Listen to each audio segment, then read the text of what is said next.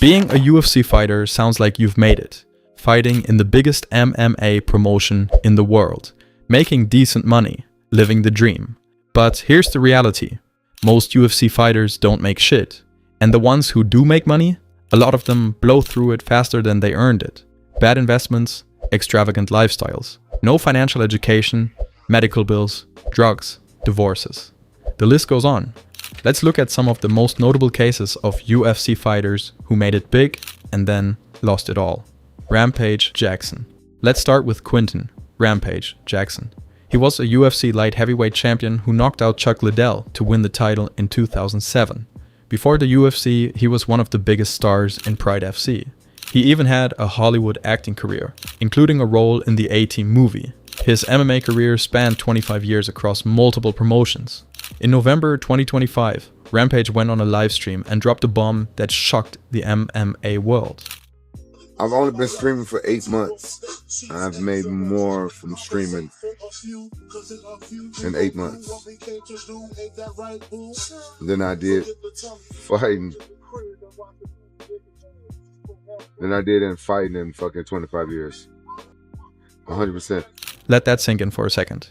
This is a guy who held a UFC championship, a Pride FC legend who fought some of the biggest names in the sport. He appeared in Hollywood movies. He had 52 professional fights at the highest level. All of that combined made him less money than sitting in front of a camera, streaming video games for 8 months. Rampage's biggest payday came when he beat Liddell for the title. That fight reportedly earned him over $5 million when you combine his fight purse, sponsorships, and pay-per-view points.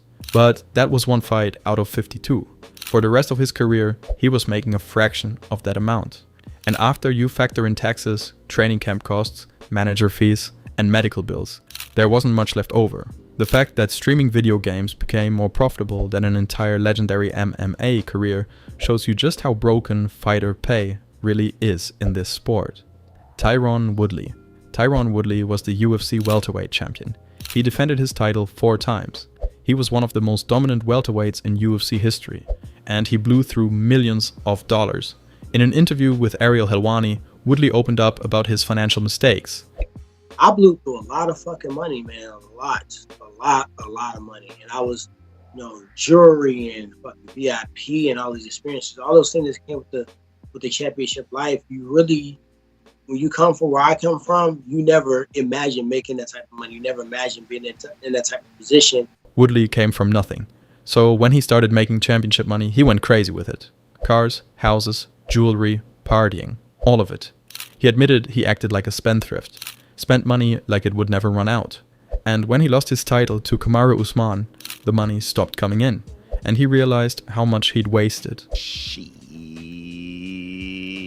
This is a tale as old as time. Fighters coming from humble beginnings get their first taste of real money and blow it all because nobody ever taught them how to manage it. Woodley's not alone in this, but he's one of the few who's been honest about it publicly. Mark Coleman. Mark Coleman is a UFC Hall of Famer known as the Godfather of Ground and Pound. He was the UFC heavyweight champion and one of the true pioneers of mixed martial arts. And his friends literally had to set up a GoFundMe campaign for him because he was broke. In 2015, Coleman was dealing with serious medical bills after suffering from a hip infection. He was in terrible shape financially. His longtime training partner Wes Sims set up a GoFundMe account for him without even telling Coleman about it. When Sims talked to MMA Fighting about the situation, he revealed that Coleman hadn't saved up any significant money from his fighting career and had lost most of what he did make to bad investments. This is a guy who was one of the absolute biggest names in MMA during the late 90s and early 2000s. He fought in the UFC and became their heavyweight champion. He competed in Pride FC in Japan. He was a legitimate legend of the sport, and he ended up needing charity donations from fans just to cover his medical bills. Coleman's story is brutal because it shows that even Hall of Famers aren't immune to going completely broke. Diego Sanchez. Diego Sanchez is one of the most recognizable names in UFC history, winner of The Ultimate Fighter Season 1, had a long successful career in the promotion, and he lost almost everything. Sanchez got caught up with the wrong crowd, started partying, chasing fame, living an extravagant lifestyle, and it cost him. In an interview with Bleacher Report, Sanchez talked about his fall from grace. Go big or go home. I used to say that. I was addicted to that. The lifestyle, the fame, the girls, the parties. And with that came a lot of people who didn't really care about me. Sanchez surrounded himself with people who were using him for his money and his fame. And by the time he realized it, most of his money was gone. He also had issues with his coach, Joshua Fabia, who many people accused of manipulating Sanchez and taking advantage of him financially and mentally. Sanchez's story is a cautionary tale about what happens when you let the wrong people into your life.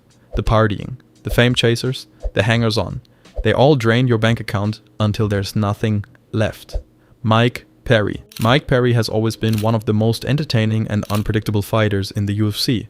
He's also been very vocal about fighter pay. And in 2019, he posted something on Instagram that shocked everyone. Perry broke down his pay from a fight in Uruguay, and it was brutal. $58,000 to show. Uruguay took $17,000. Management and team 15%. Still got last year's taxes. Noel's job, priceless. Money in the bank, $6. 400,000 fans on Instagram though. $6 in his bank account. He made $58,000 to show. But after the government took their cut, his management took their cut, his team took their cut, and he still owed taxes from the previous year. He had $6 left. Perry was fighting in the UFC, one of the biggest MMA promotions in the world. And he was broke. This post went viral because it perfectly illustrated the problem with fighter pay. Even mid-level UFC fighters who are entertaining and have big followings are struggling financially. Perry eventually left the UFC and went to bare-knuckle boxing, where, ironically, he's probably made more money than he ever did in the UFC. Jared Cannonier. Jared Cannonier is ranked number 3 in the UFC middleweight division. Elite contender. One of the best in the world. And he's broke. After beating Kelvin Gastelum in 2021, Cannonier told Daniel Cormier he wanted to fight again immediately, instead of waiting for a title shot. Why? He needed the money. In an interview with Ariel Helwani, Cannonier explained that injuries kept him from fighting, which cost him money. No sponsors, no deals. But he still had to pay for camps, taxes, credit cards, his kids. So the number 3 ranked middleweight in the world couldn't afford to wait for a title shot. He needed to fight immediately just to pay bills. Cannonier's net worth is around $1 million, which sounds like a lot until you realize he's been fighting professionally for years as one of the elite fighters in the UFC. The fact that a top 3 contender is struggling financially says everything about UFC pay. Tito Ortiz and Jenna Jameson.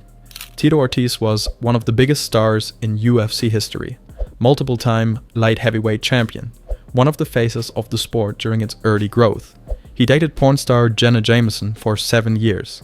They had twin boys together in 2009, and according to Tito, Jenna blew through $8 million in 4 years on drugs. In an interview with DJ Vlad, Tito opened up about Jenna's drug addiction and how it destroyed their relationship and her finances.